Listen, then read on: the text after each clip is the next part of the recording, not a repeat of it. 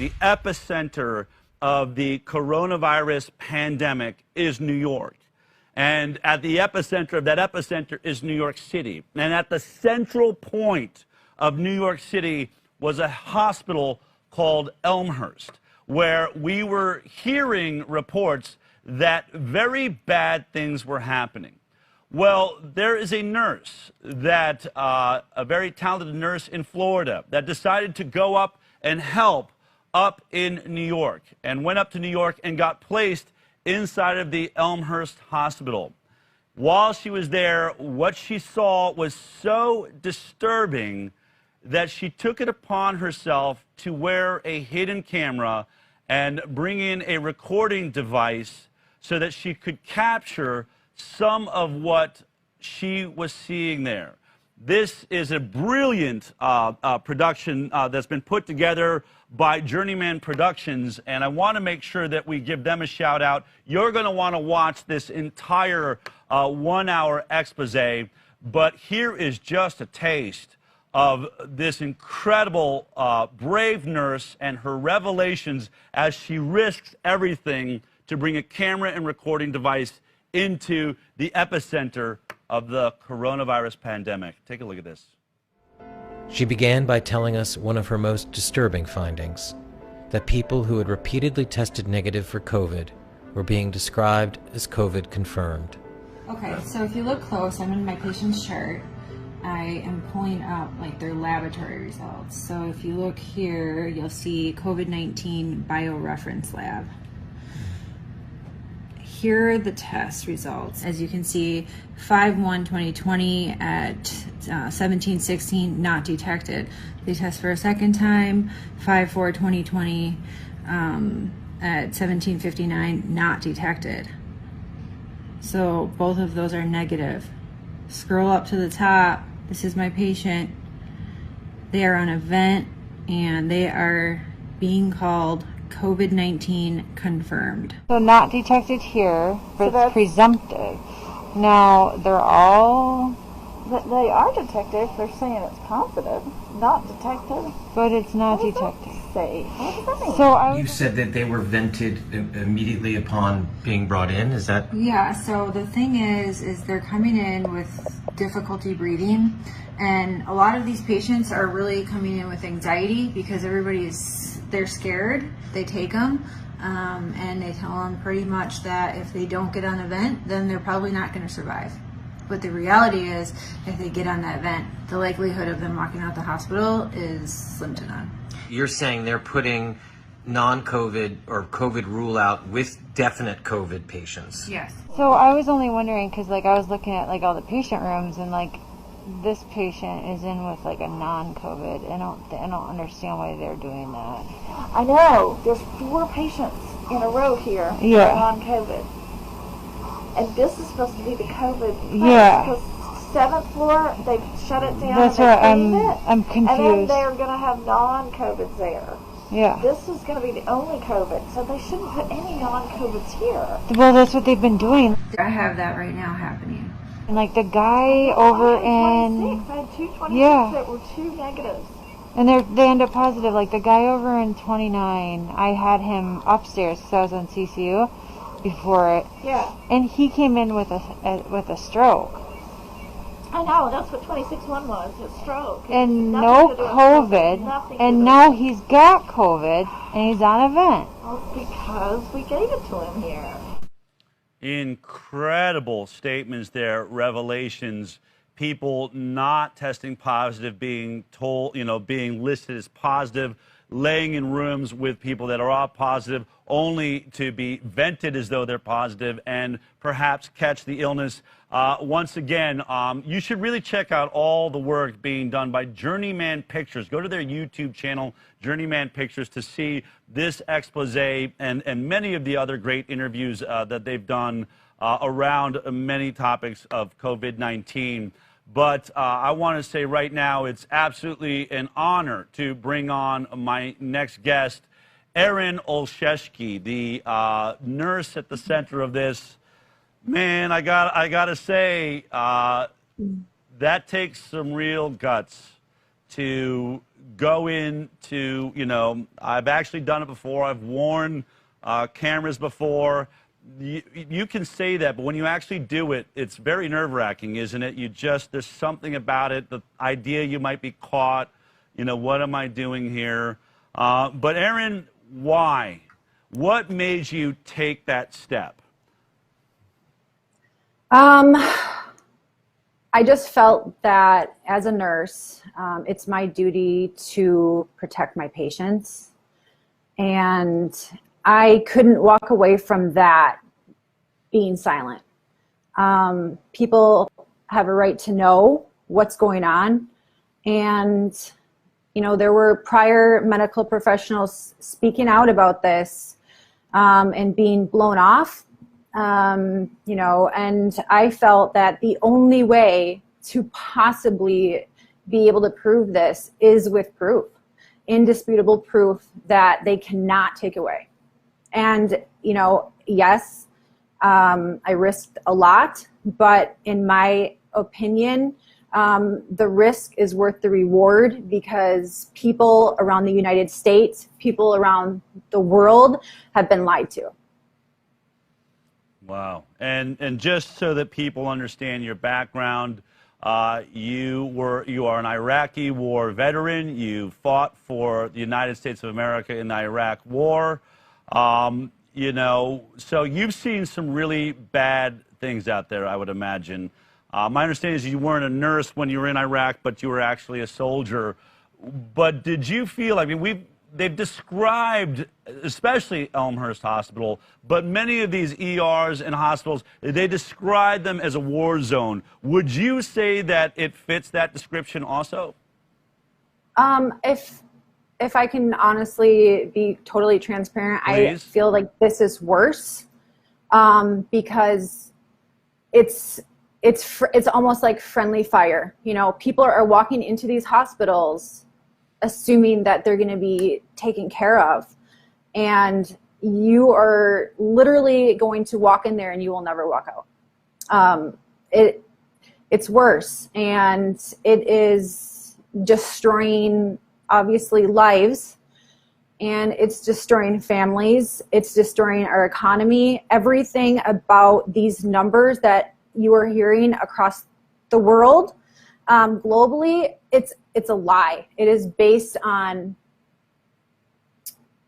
just based on lies. It's based on bad care. It's based on people being careless. It's based on bad authority. Well, bad decisions. And just based on the video we watched in the beginning, they are manipulating the truth. Tell me about the testing. So a person comes in, they are having, it sounded like some of them had been stroke patients. They give them a test. Can you tell me about the testing? How long does it take to find out if your patient has tested positive or negative? It would take anywhere from 5 to 10 days. Yes. But I went and got tested with an antibody test that I'm pretty sure here in the middle of Austin. I did it for the show. I went and said, let's see how this goes. They gave me my results. I think it was 15 minutes at the most. Do they not have that technology inside of Elmhurst Hospital? No, they don't. The technology exists, like you said, but they are not utilizing that. No. So if you come in and we don't even know, where are they putting you while we wait to find out?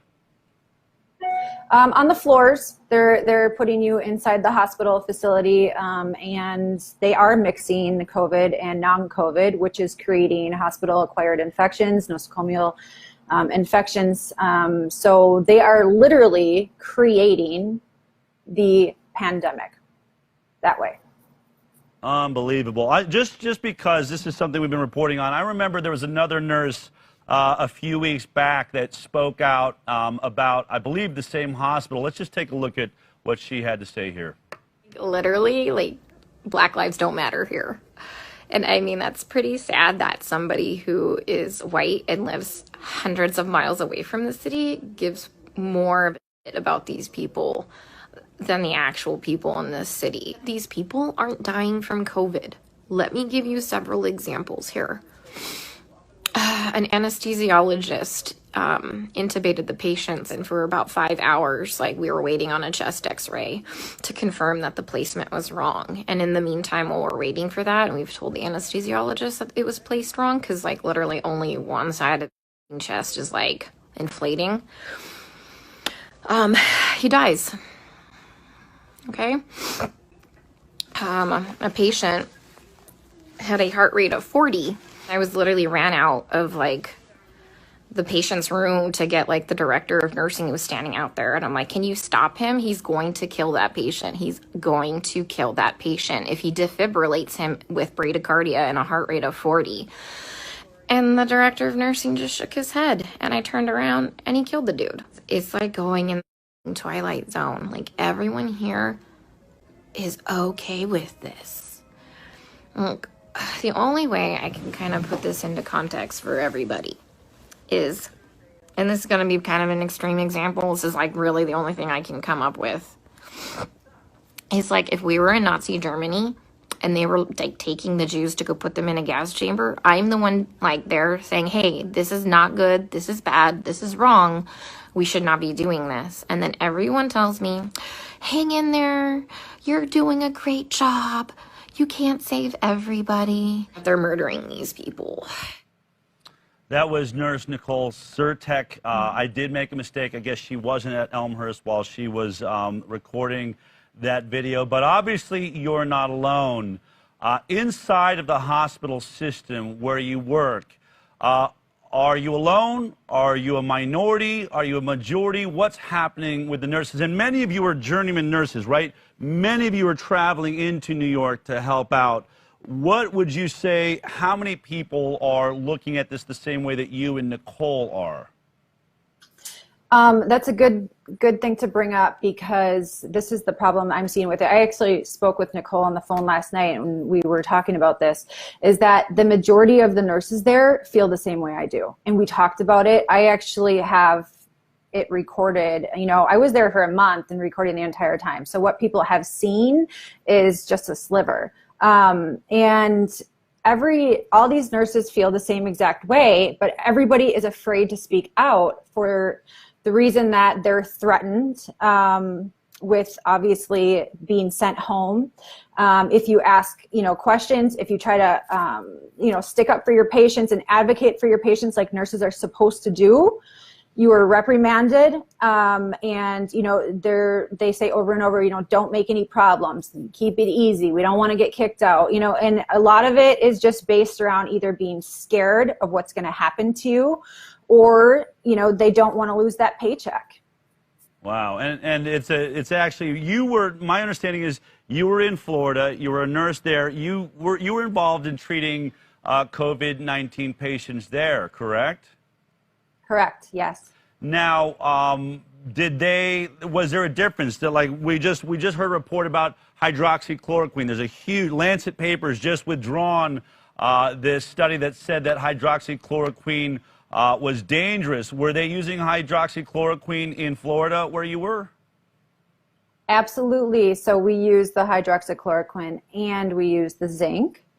And when I arrived in New York, I found out very quickly that that was totally off limits.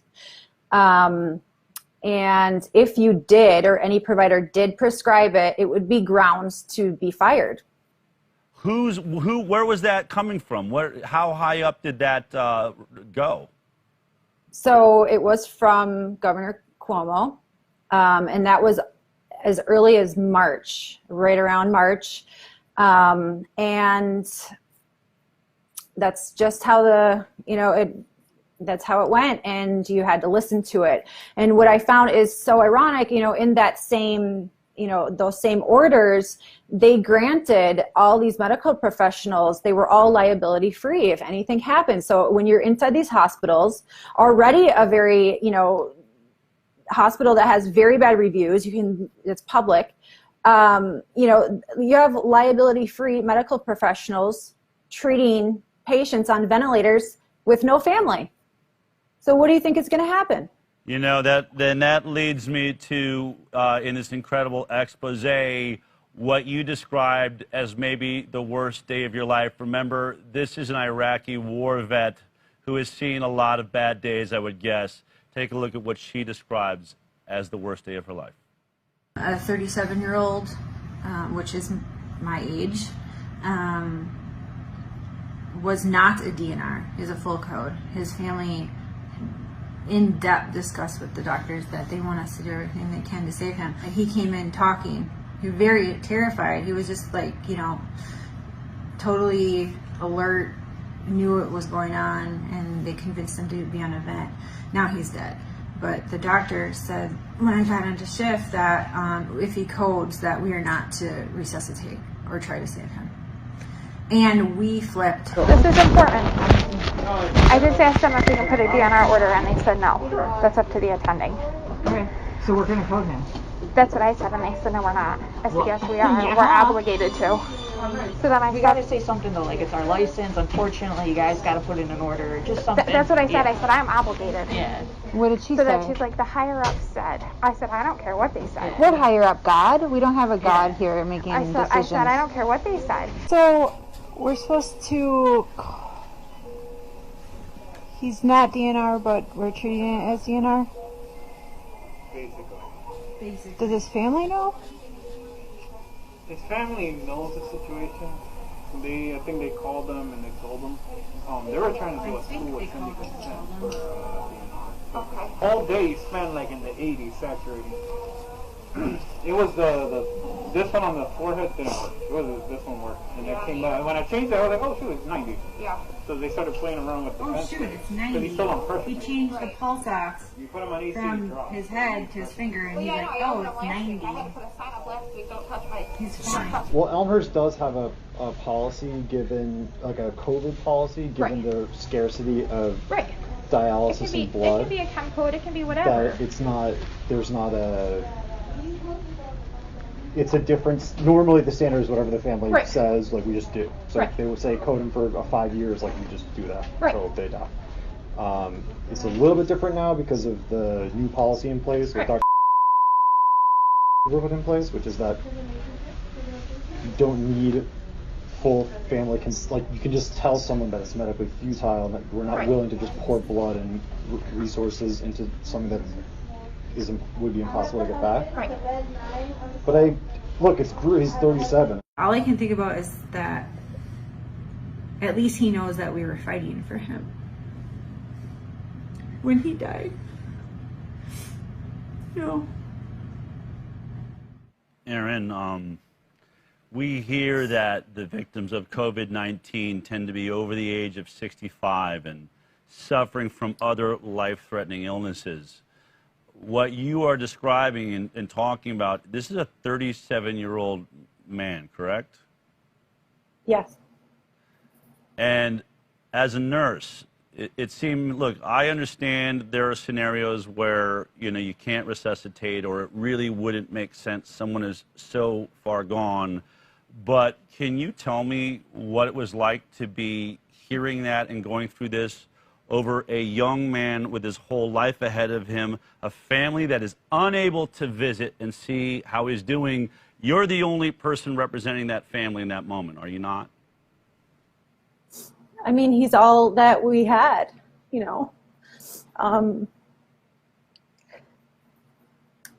doesn't have a voice otherwise, and like these families are trusting in us to be taking care of them and trust us to do our jobs right. And if they don't have a good nurse, they really don't have a chance at all.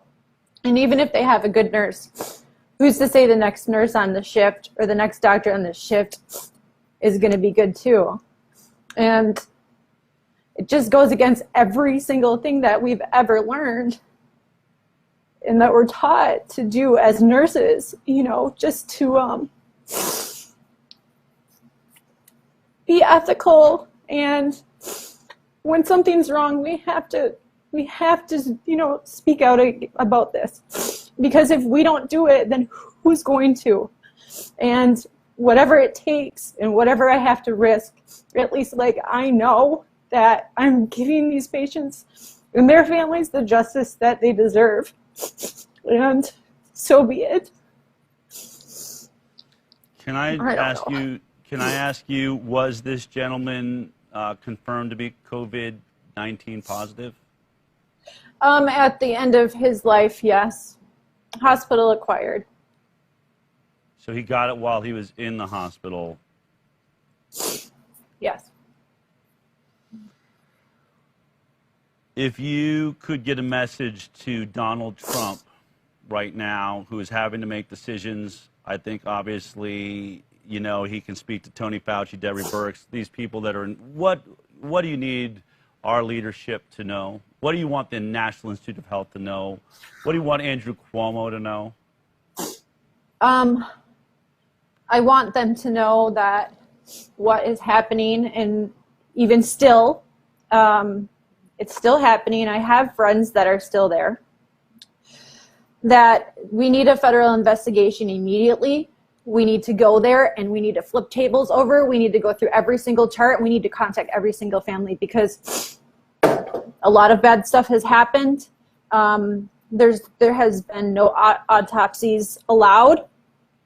And we just need to go to the absolutely highest power because I am just one person, but I know that there are a lot more people out there that have a lot more power than me. So I am willing to risk everything in order to bring justice, not only to like the patients, and not only to their families, but to the rest of the world, because I know a lot of people have been going through horrible things. It has shut down the economy. It has taken out businesses. It has, you know, torn apart families. There has been a lot of suicide. I mean, there's so many things that this has affected, and nobody will even look at this. And, you know, if they're going to do a federal investigation for the Major League Baseball steroids issue, then I don't see why they wouldn't do one here. Aaron, I know you're going to continue to be a voice now for the voiceless, and I want to thank you for your courage. You, I think, are representing your country in probably the most brave way you have so far in your life. So let me thank you for that from the high wire.